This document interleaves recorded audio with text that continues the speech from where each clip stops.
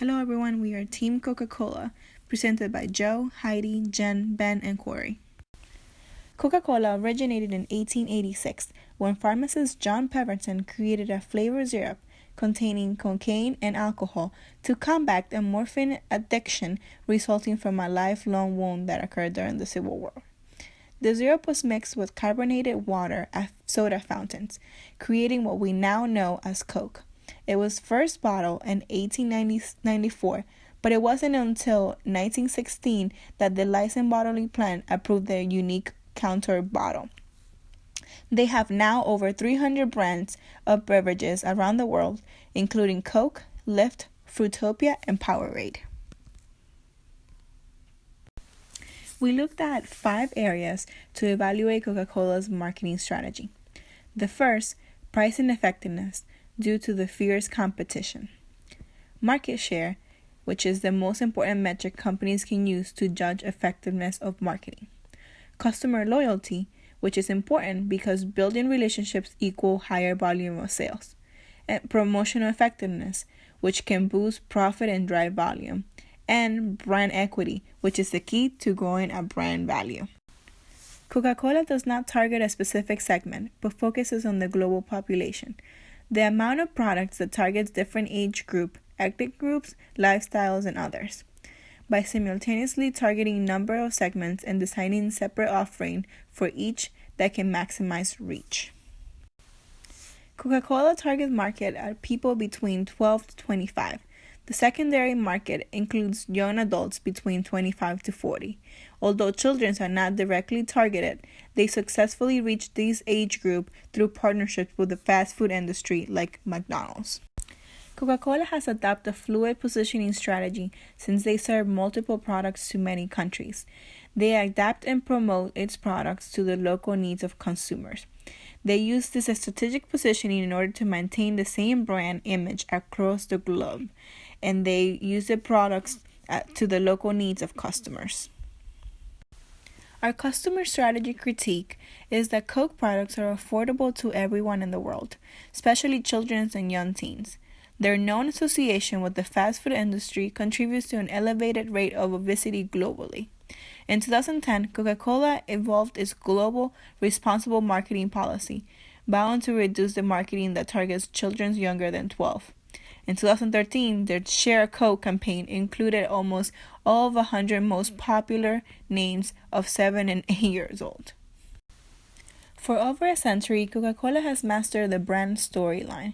Coke understands that buying a product is an emotional experience, and they establish intimate brand equity.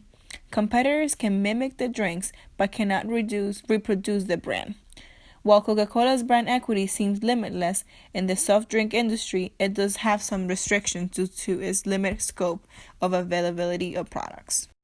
For the product strategy, VP of Innovation David Butler recognized that 7 key products and marketing strategies which makes Coca-Cola a recognizable brand. First, they started with a unique and market-tested formula. They use a logo that is a timeless font.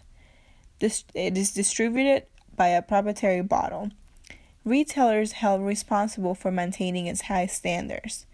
It kept its consumers a price fixed for almost 7 years, and is a guided word of mouth advertising and developed a voice, and it adopted a franchise model. Our product strategy critique is Coca-Cola needs to offer more health-conscious drinks due to the change in consumer health habits. Their mass products are not changing to align with the new consumer attitudes. Coca-Cola determines its pricing strategy for the following factors: competitor pricing, product demand, maximizing revenue, and target market. The main goal of its pricing strategy is to remain competitive. Coca-Cola and Pepsi-Cola form one of the most infamous oligopolies. The two giants control the vast majority of the market share. Often considered perfect substitutes, Coke and Pepsi have been competing against each other for decades. With such intense competition, Coca-Cola cannot increase or decrease its prices to vary much from its competitor. For example, when Coke lowers its prices, it grabs more customers from Pepsi, and Pepsi will lose profit. Pepsi will react accordingly, lowering its prices to defend the market share. Instead of price cuts, these oligopolies tend to have non-price competition. Both the companies will invest in intensive advertising to differentiate their products and gain higher sales and market share. In 2014, Coca-Cola held a market share in the soft drink segment of 42.3%. The Coca-Cola Classic brand itself held a market share of 17.6%. Meanwhile, the Pepsi-Cola brand only held a market share of 8.8%. While Coca-Cola dominates the beverage industry, Pepsi-Cola has the greatest market share of snack industry, taking over 36.4% of the market. When penetrating a new market, the objective is to get as many consumers as possible to switch to your product, which is achieved by offering a lower price product. When it is strongly implemented, they reposition themselves as a premium brand. This has been seen in economies such as Pakistan. In order to maximize revenue, Coca-Cola tends to produce more products rather than to raise prices. Historically, their pricing in the US has been flat. Instead of increasing prices, Coke keeps the profits growing by steadily increasing sale volumes. In order to price properly, they capitalize on market nuances, being a global company, and it finds itself positioned as a commodity in some markets, like the US, and as a premium product like in the Middle East. The goal of Coca-Cola's distribution plan is to supply more than 1,000 different beverages to consumers around the world. More than 12 million servings of Coca-Cola are distributed to over 200 countries every week. The company utilizes several strategies to cut down on distribution costs and to increase effectiveness throughout their global process. For example, while the recipe for Coca-Cola doesn't change, the company's formulation of the soda will vary depending on where it is being bottled. Furthermore, in order to combat whip-swap effect, a condition that results of the product's shelf prices moving quickly from one price to another based on fluctuation of demand, they utilize a complex data warehouse system to compile and analyze information and effectively forecast sales. Being the largest beverage contributor on the planet, they have needed to evolve with technology, and by doing so, they have maintained their position at top of the industry for more than 100 years. Because of their vast network of bottling factories, hardly any product needs to travel further than a few hundred miles from plant to shop. Coca-Cola has more than 900 bottling plants around the world, delivering to 16 million retailers. Their expansive bottling network eliminates distribution channels layers from the company's process. This has resulted in Coke's 26% market share for soft drinks around the world.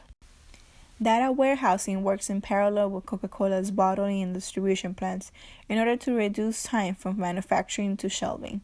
Additionally, complex logistics keep distribution patterns in sync with market trends and fluctuations. Coca-Cola uses two types of channel intermediaries. First, they will maintain competition by contracting with large retailers in order to edge out competitors. For example, many bars or restaurants will serve either Coke or Pepsi products, rarely both. Vending machines provide a unique sale opportunity for beverage companies. Vending machine distribution is called an agent channel layer. This allows the company to sell their products directly to their customers, but not have to actually support retail space. In an agent channel layer, ownership of the product does not change until the consumer purchase. Coca-Cola's marketing strategy mostly utilizes the following four major modes of communication: advertising, self-promotion, events and experiences, and contents and coupons. The main platform they utilize is advertising. They spend more money on advertising than Microsoft and Apple combined. Print ads in newspapers and magazines are widely used, and they maximize a positive impact by using the entire page. Broadcast ad runs consistently throughout the year and during the Super Bowl. They carefully consider the characteristics of local cultures to avoid misunderstanding, which helps to maintain a positive image.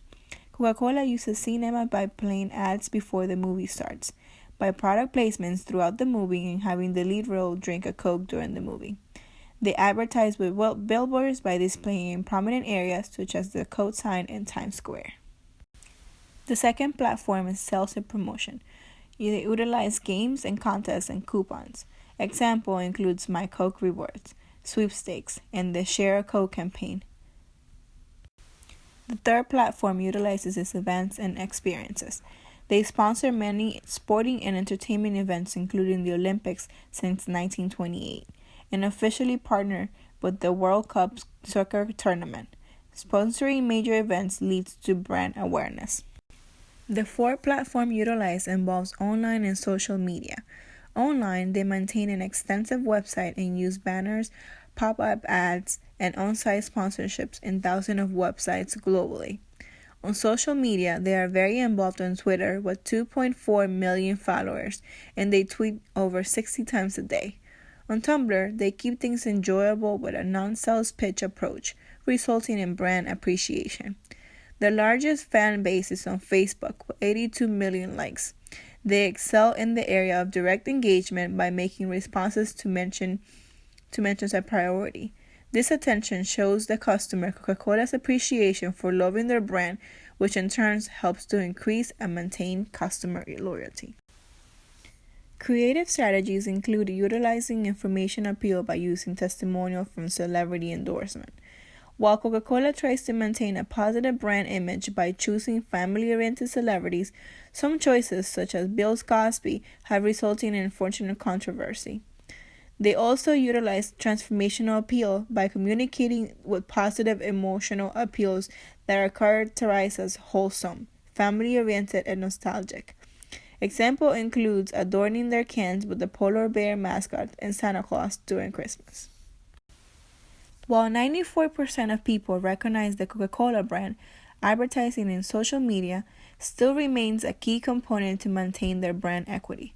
Suddenly ceasing advertising might cause consumers to question the brand and their financial position, causing a decrease in market share and eventually affecting shareholders' value.